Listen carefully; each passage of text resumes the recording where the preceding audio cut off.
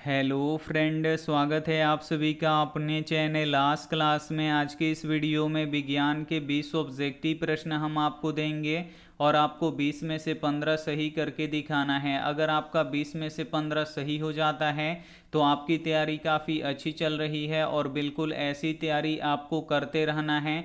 तो इस वीडियो को आप लोग प्लीज़ शुरू से लेकर अंत तक देखिएगा और वीडियो के लास्ट में आप लोग ज़रूर बताइएगा कि आपका 20 में से 15 सही हुआ कि नहीं हुआ। और वीडियो को अभी तक आप लाइक नहीं किए हैं तो प्लीज़ आप लोग वीडियो को लाइक कर दीजिएगा और चैनल को अभी तक आप सब्सक्राइब नहीं किए हैं तो चैनल को सब्सक्राइब करके साथ में बेल आइकन को ऑल पे दबा लीजिएगा, ताकि जब भी लाइव क्लास हो तो आपके पास नोटिफिकेशन पहुंचता रहे। और अभी तक आप हमारे व्हाट्सएप ग्रुप में नहीं जुड़े हैं तो ये हमारा व्हाट्सएप नंबर है, इस पे आपको बोलना है कि सर मुझे ग्रुप में जोड़ दीजिए, तो हम आपको ग्रुप में जोड़ देंगे। तो आइए शुरू करते हैं पहले नंबर प्रश्न से। तो पहला नंबर प्रश्न है कि आकाश का रंग नीला क्यों दिखाई देता है। ए ऑप्शन है वायुमंडलीय अपवर्तन के कारण, बी ऑप्शन है वर्ण विक्षेपण के कारण, सी ऑप्शन है प्रकाश के परावर्तन के कारण, डी ऑप्शन है प्रकाश के प्रकीर्णन के कारण। काफ़ी महत्वपूर्ण प्रश्न है। यहाँ पे आपको बताना है कि आकाश का रंग नीला क्यों दिखाई देता है, तो प्रकाश के प्रकीर्णन के कारण से दिखाई देता है। इसे आपको याद रखना है। यहाँ पे डी वाला ऑप्शन बिल्कुल ही सही हो जाएगा। एक प्रश्न ये भी पूछा जाता है कि किस रंग का प्रकीर्णन सबसे अधिक होता है, तो नीले रंग का प्रकीर्णन सबसे अधिक होता है, इसीलिए जो हमारा आकाश होता है वो नीला दिखाई देता है। तो इसे भी साथ में आपको याद रखना है। एक प्रश्न ये भी पूछा जाता है कि प्रकाश के परावर्तन के कितने नियम होते हैं, तो प्रकाश के परावर्तन के 2 नियम होते हैं, तो इसे भी साथ में आपको याद रखना है। आइए देखते हैं अगला प्रश्न। 2 नंबर प्रश्न है कि किसे चाकू से काटा जा सकता है। ए ऑप्शन है लोहा को, बी ऑप्शन है चांदी को, सी ऑप्शन है लिथियम और सोडियम को, डी ऑप्शन है लेड को। काफ़ी महत्वपूर्ण प्रश्न है। यहाँ पे आपको बताना है कि किसे चाकू से काटा जा सकता है, तो लिथियम और सोडियम दोनों को हम चाकू से काट सकते हैं। यहाँ पे सी वाला ऑप्शन बिल्कुल ही सही हो जाएगा।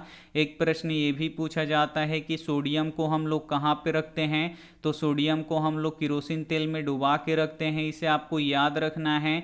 और सोडियम का संकेत क्या होता है, तो Na होता है, इसे आपको याद रखना है। और सोडियम का परमाणु संख्या कितना होता है, तो 11 होता है, तो इसे भी साथ में आपको याद रखना है। आइए देखते हैं अगला प्रश्न। 3 नंबर प्रश्न है कि वास्तविक प्रतिबिंब कैसा होता है। ए ऑप्शन है सीधा, बी ऑप्शन है उल्टा, सी ऑप्शन है दोनों, डी ऑप्शन है इनमें से कोई नहीं। काफ़ी महत्वपूर्ण प्रश्न है।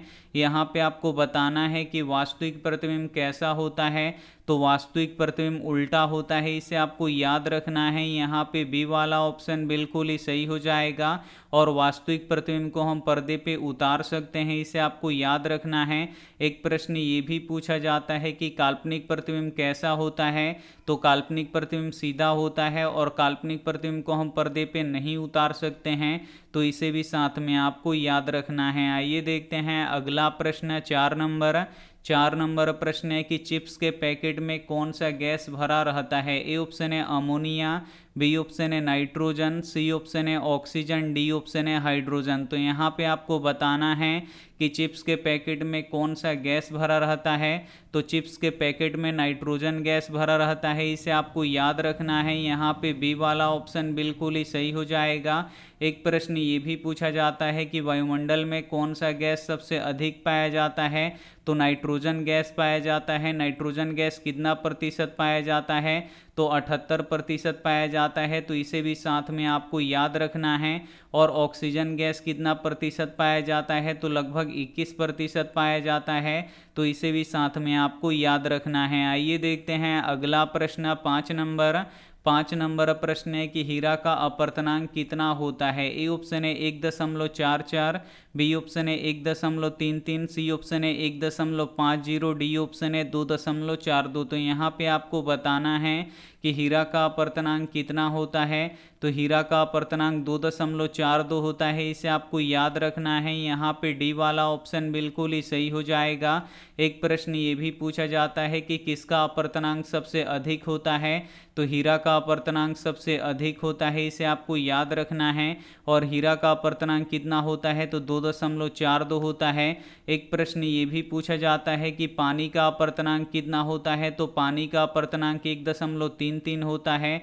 तो इसे भी साथ में आपको याद रखना है। आइए देखते हैं अगला प्रश्न 6 नंबर प्रश्न है कि खुला परिसरण तंत्र पाया जाता है। ए ऑप्शन है मनुष्यों में, बी ऑप्शन है घोड़ों में, सी ऑप्शन है कॉकरोच में, डी ऑप्शन है स्त्री में। यहाँ पे आपको बताना है कि खुला परिसरण तंत्र किस में पाया जाता है, तो कॉकरोच में पाया जाता है। इसे आपको याद रखना है। यहाँ पे सी वाला ऑप्शन बिल्कुल ही सही हो जाएगा। एक प्रश्न ये भी पूछा जाता है कि कॉकरोच में कितने जोड़ी श्वास रंध्र पाए जाते हैं, तो 10 जोड़ी श्वास रंध्र पाए जाते हैं। तो इसे भी साथ में आपको याद रखना है। आइए देखते हैं अगला प्रश्न 7 नंबर प्रश्न है कि प्रतिबिंब की ऊंचाई तथा वस्तु की ऊंचाई के अनुपात को क्या कहते हैं। ए ऑप्शन है फोकस, बी ऑप्शन है ध्रुव, सी ऑप्शन है आवर्धन, डी ऑप्शन है वक्रता केंद्र। तो यहाँ पे आपको बताना है कि प्रतिबिंब की ऊंचाई तथा वस्तु की ऊंचाई के अनुपात को क्या कहते हैं, तो आवर्धन कहते हैं। इसे आपको याद रखना है। यहाँ पे सी वाला ऑप्शन बिल्कुल ही सही हो जाएगा।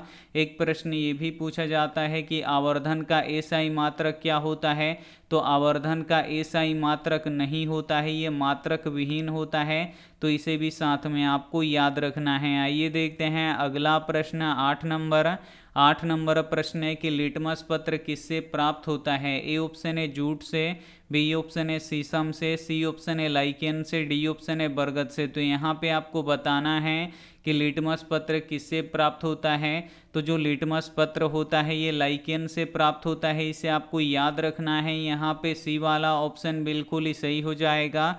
और लिटमस पत्र का उपयोग हम लोग कहाँ पे करते हैं, तो अम्ल और क्षार का पता लगाने में करते हैं। तो इसे भी साथ में आपको याद रखना है। आइए देखते हैं अगला प्रश्न 9 नंबर प्रश्न है कि मैग्नीशियम पाया जाता है। ए ऑप्शन है क्लोरोफिल में, बी ऑप्शन है लाल रक्त में, सी ऑप्शन है वर्णी लवक में, डी ऑप्शन है श्वेत रक्त में। तो यहाँ पे आपको बताना है कि मैग्नीशियम पाया जाता है। तो मैग्नीशियम किस में पाया जाता है, तो मैग्नीशियम क्लोरोफिल में पाया जाता है। इसे आपको याद रखना है। यहाँ पे ए वाला ऑप्शन बिल्कुल ही सही हो जाएगा। एक प्रश्न ये भी पूछा जाता है कि पेड़ पौधों की पत्तियां हरा किसके कारण से दिखाई देती हैं, तो क्लोरोफिल के कारण से दिखाई देती हैं। तो इसे भी साथ में आपको याद रखना है। आइए देखते हैं अगला प्रश्न 10 नंबर प्रश्न है कि ताजे दूध का पीएच मान कितना होता है। ए ऑप्शन है 10.5, बी ऑप्शन है 7.4, सी ऑप्शन है 6.5, डी ऑप्शन है 7। तो यहाँ पे आपको बताना है कि ताजे दूध का पीएच मान कितना होता है, तो 6.5 होता है। यहाँ पे सी वाला ऑप्शन बिल्कुल ही सही हो जाएगा। और शुद्ध जल का पीएच मान कितना होता है, तो 7 होता है। इसे आपको याद रखना है। और रक्त का पीएच मान कितना होता है, तो 7.4 होता है। इसे आपको याद रखना है। और मिल्क ऑफ मैग्नीशिया का पीएच मान कितना होता है, तो मिल्क ऑफ मैग्नीशिया का पीएच मान 10.5 होता है। तो इसे भी साथ में आपको याद रखना है। इस वीडियो में विज्ञान के 20 ऑब्जेक्टिव प्रश्न देंगे और मात्र आपको 20 में से 15 सही करके दिखाना है। अगर आपका 20 में से 15 सही हो जाता है तो आपकी तैयारी काफ़ी अच्छी चल रही है और बिल्कुल ऐसी तैयारी आपको करते रहना है। तो इस 20 प्रश्न को आप लोग शुरू से लेकर अंत तक सॉल्व कीजिए और वीडियो के लास्ट में आप लोग ईमानदारी पूर्वक बताइएगा कि आपका 20 में से 15 सही हुआ कि नहीं हुआ। और वीडियो को अभी तक आप लाइक नहीं किए तो प्लीज़ आप लोग वीडियो को लाइक भी कर दीजिएगा। आइए देखते हैं अगला प्रश्न है 11 नंबर प्रश्न है कि सेब में कौन सा अम्ल होता है। ए ऑप्शन है सिट्रिक अम्ल, बी ऑप्शन है मैलिक अम्ल, सी ऑप्शन है टार्टरिक अम्ल, डी ऑप्शन है लैक्टिक अम्ल। तो यहाँ पे आपको बताना है कि सेब में कौन सा अम्ल होता है, तो सेब में मैलिक अम्ल होता है। इसे आपको याद रखना है। यहाँ पे बी वाला ऑप्शन बिल्कुल ही सही हो जाएगा। एक प्रश्न ये भी पूछा जाता है कि सिट्रिक अम्ल किस में पाया जाता है, तो नींबू और संतरे में पाया जाता है। इसे आपको याद रखना है। और टार्टरिक अम्ल किस में पाया जाता है, तो इमली और अंगूर में पाया जाता है। इसे आपको याद रखना है।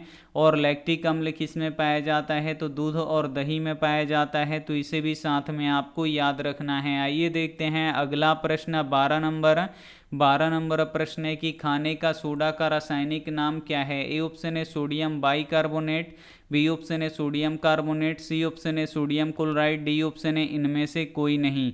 तो यहाँ पे आपको बताना है कि खाने का सोडा का रासायनिक नाम क्या होता है। तो खाने का सोडा का रासायनिक नाम सोडियम बाइकार्बोनेट होता है, इसे आपको याद रखना है। यहाँ पे ए वाला ऑप्शन बिल्कुल ही सही हो जाएगा।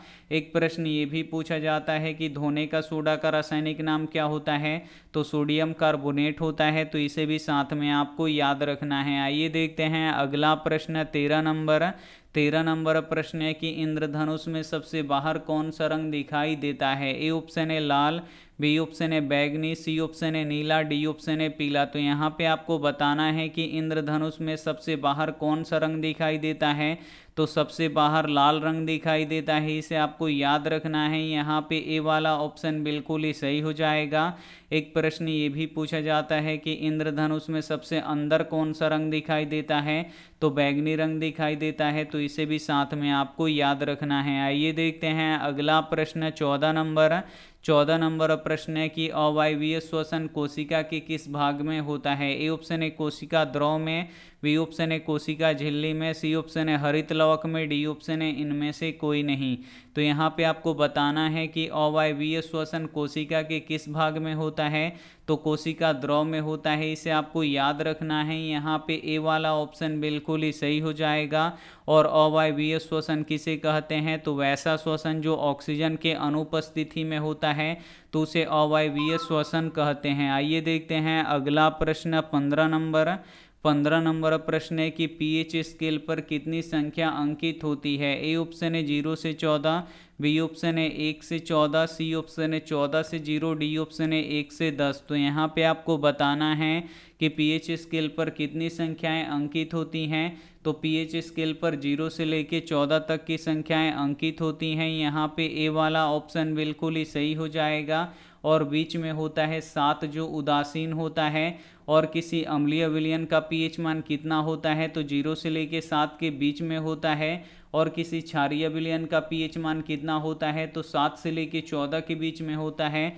तो इसे भी साथ में आपको याद रखना है। आइए देखते हैं अगला प्रश्न 16 नंबर प्रश्न है कि कौन सी क्रिया सभी जीवों के लिए अनिवार्य है यानी जरूरी है। ए ऑप्शन है प्रकाश संश्लेषण, बी ऑप्शन है वातपुत्सर्जन, सी ऑप्शन है श्वसन, डी ऑप्शन है चलन। तो यहाँ पे आपको बताना है कि कौन सी क्रिया सभी जीवों के लिए अनिवार्य है यानी जरूरी है। तो सभी जीवों के लिए जो श्वसन है ये अनिवार्य है, जरूरी है।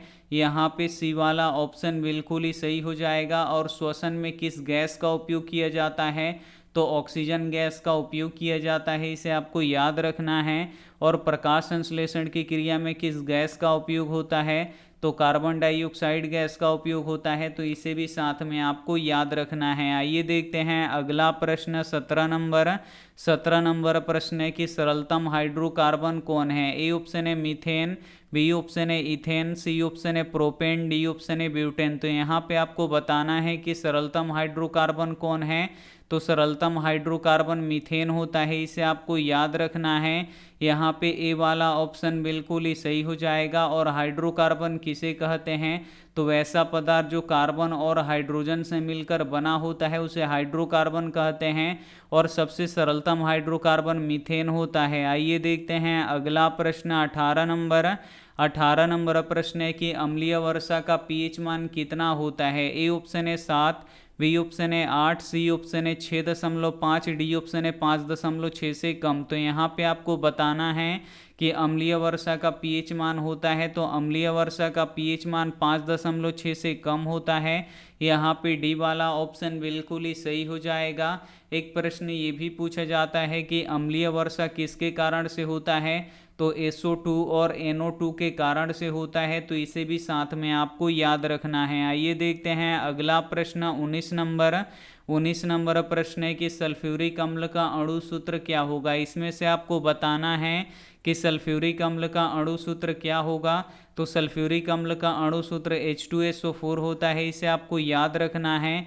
यहाँ पे ए वाला ऑप्शन बिल्कुल ही सही हो जाएगा। और जो सल्फ्यूरिक अम्ल होता है ये एक प्रबल अम्ल होता है और इसका उपयोग हम लोग कहाँ पे करते हैं, तो बैटरी में करते हैं, तो इसे भी साथ में आपको याद रखना है। आइए देखते हैं अंतिम प्रश्न 20 नंबर। 20 नंबर प्रश्न है कि चुंबकीय क्षेत्र का एसआई मात्रक क्या होता है। ए ऑप्शन है जूल, बी ऑप्शन है टेस्ला, सी ऑप्शन है ओम, डी ऑप्शन है न्यूटन। तो यहाँ पे आपको बताना है कि चुंबकीय क्षेत्र का एसआई मात्रक क्या होता है, तो टेस्ला होता है, इसे आपको याद रखना है। यहाँ पे बी वाला ऑप्शन बिल्कुल ही सही हो जाएगा। और ऊर्जा का एसआई मात्रक क्या होता है, जूल होता है, इसे आपको याद रखना है। और प्रतिरोध का एसआई मात्रक ओम होता है, इसे आपको याद रखना है। और बल का एसआई मात्रक न्यूटन होता है, तो इसे भी साथ में आपको याद रखना है। यहाँ पे विज्ञान के हम आपको 20 ऑब्जेक्टिव प्रश्न बता चुके हैं और आप लोग यहाँ पे सॉल्व भी कर चुके हैं। तो आप लोग कमेंट करके बताइए कि आपका 20 में से 15 सही हुआ कि नहीं हुआ। अगर आपका 20 में से कितना सही हुआ ये भी आप लोग हमें कमेंट करके बताइए, क्योंकि यहाँ पे सभी बच्चों का कमेंट हम देख रहे हैं। और आज से आपका लगातार क्लास चलने वाला है, तो कोई भी क्लास के लिए आपको टेंशन नहीं लेना है। यहाँ पे तबीयत ठीक नहीं था, इसीलिए क्लास नहीं हो पा रहा था। तो अब यहाँ पे क्लास आपका रेगुलर चलेगा। तो उम्मीद करते हैं ये क्लास आपको काफ़ी अच्छा लगा होगा। आप लोग फटाफट कमेंट बॉक्स में बताइए। अब यहाँ पे अगला क्लास यहाँ पे लाइव क्लास होगा 8:30 बजे, तो आप लोग ज़रूर जुड़िएगा। Thank you for watching. मिलते हैं अगली क्लास में, तब तक अपना ध्यान रखिए, मन लगा के पढ़ाई कीजिए। Take care and bye.